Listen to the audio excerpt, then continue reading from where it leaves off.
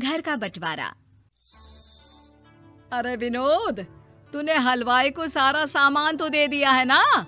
अक्षय की शादी में कोई कमी नहीं रहनी चाहिए। आखिर सबसे छोटा भाई है तुम सबका। हाँ माँ, आप चिंता मत करो, मैं पूरा ध्यान रखूंगा। मंगल बेटा, तूने तो कहा था कि फूल का ऑर्डर दे दिया है, यहाँ तो फूल पहुँचे ही नहीं। अब क्या बहू की विदाई के बाद फूल आएंगे?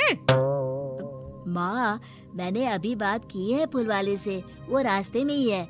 आप किशोर भैया से क्यों नहीं कहती कुछ करने को? किशोर पहले ही मेरे बताए काम कर रहा है। पास के सभी रिश्तेदारों और मोहल्ले वालों को कार्ड वही तो देकर आया था। रिसेप्शन के लिए हॉल भी उसी ने बुक किया था। टेंट कुर्सी वालों को भी तो वही देख रहा है। पर कई मोहल्ले वाले तो हमारे भरे पूरे परिवार से जलते भी हैं। उन्हें बुलाने की क्या जरूरत थी? बेटा, शादी ब्याह में तो बुलाना ही पड़ता है, नहीं तो लोग क्या कहेंगे। दादी दादी देखो ना, हलवाई अंकल हमें लड्डू नहीं दे रहे, आप इनको डांटो ना। अरे चैन सुख दे देना बच्चों को लड्डू, क्यों तंग कर रहा है इन्हें?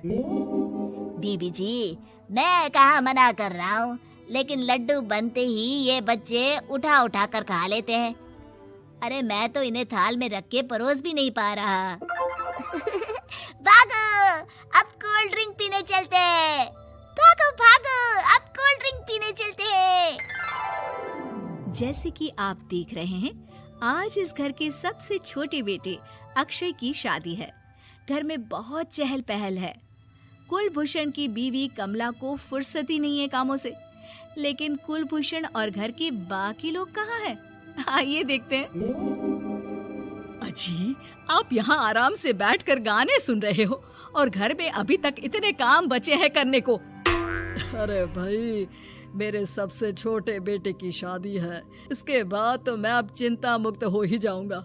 और फिर घर में तुम हो, बेटे बहुएं हैं, तुम लोगों के होते हुए मैं क्यों काम करूं?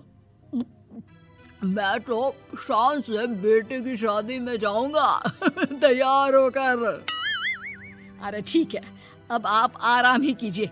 एक बार अभिषेक की बीवी आ जाए, फिर मैं भी आराम करूंगी और मेरी चारों बहुएं पूरे घर की जिम्मेदारियां संभाल लेगी।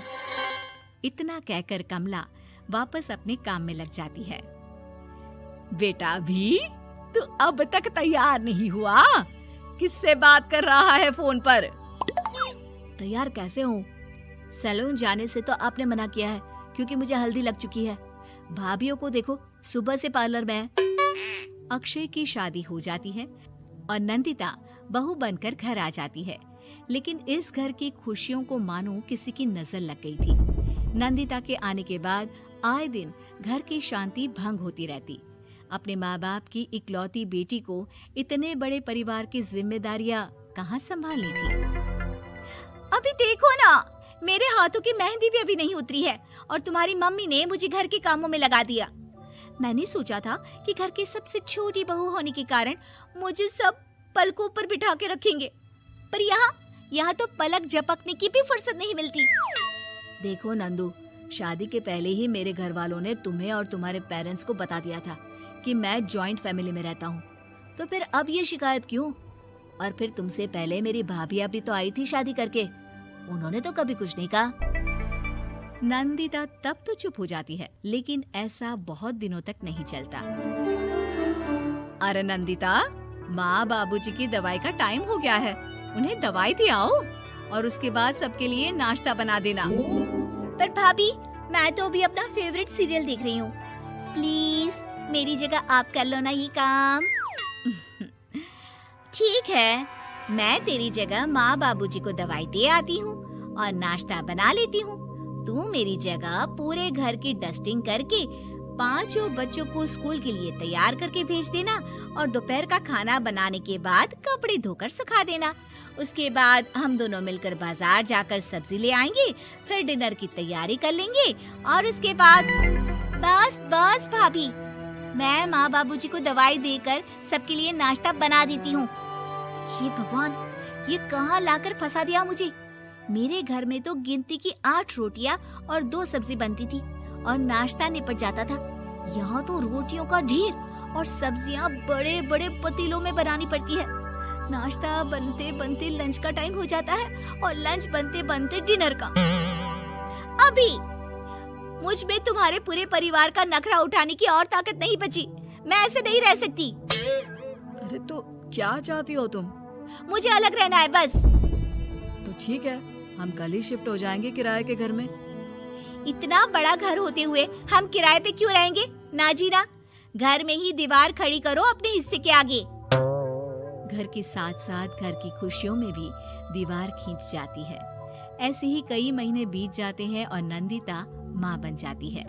बच्चे के आने से अभिषेक के कंधों पर खर्चों का बोझ आ पड़ता है। अभिषेक का बोझ कम करने के लिए नंदिता भी पार्ट टाइम जॉब कर लेती है, लेकिन इससे उसके सर पर नौकरी, घर और बच्चे की जिम्मेदारी बढ़ जाती है। नंदिता, ये क्या है?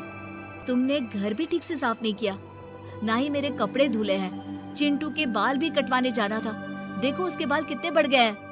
अरे करती क्या हो पूरा दिन तुम? मैं करती क्या हूँ? तुम्हारा नाश्ता और लंच बनाने के बाद चिंटू को डे केयर सेंटर पर छोड़ कर आती हूँ, फिर खुद ऑफिस जाती हूँ। पूरा दिन काम करके आने के बाद बिना आराम किए बाजार से सब्जियाँ लेकर आती हूँ, घर आकर खाना बनाती हूँ, चिंटू को देखती हूँ और क्या करूँ मैं? तो किसने कहा था अपने सर पर इतने काम लेने को? मत जाओ ऑफिस। ऑफिस जाए बिना घर के खर्चे कहाँ से पूरे होंगे? चिंटू की डे केयर का खर्च, उसके लिए बेबी फूड का खर्च, प्रेस वाले का खर्च, ये सब तुम्हारी सैलरी से होता नहीं है।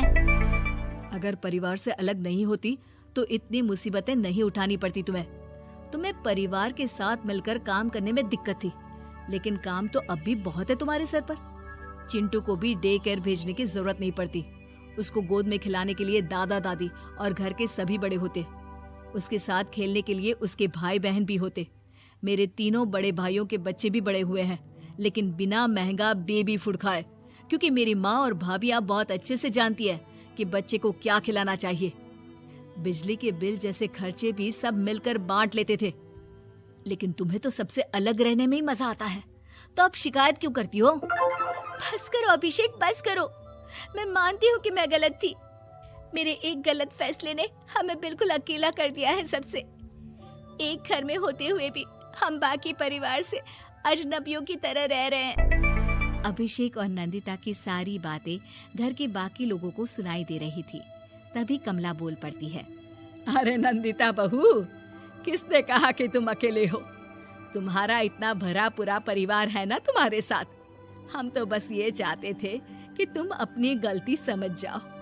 अगर हम तुम्हें समझाते तो शायद तुम ना समझती, लेकिन अपनी गलती का एहसास तुम्हें खुद हो गया है, तो अब तुम समझ चुकी हो परिवार में एक साथ रहने का मोल क्या होता है। मम्मी जी, मुझे माफ कर दीजिए, अब ऐसा दोबारा कभी नहीं होगा। अरे माफी बाद में, पहले मेरा पोता जरा मेरी गोद में तो दे, और तू जाकर सबके लिए चाय बना ला।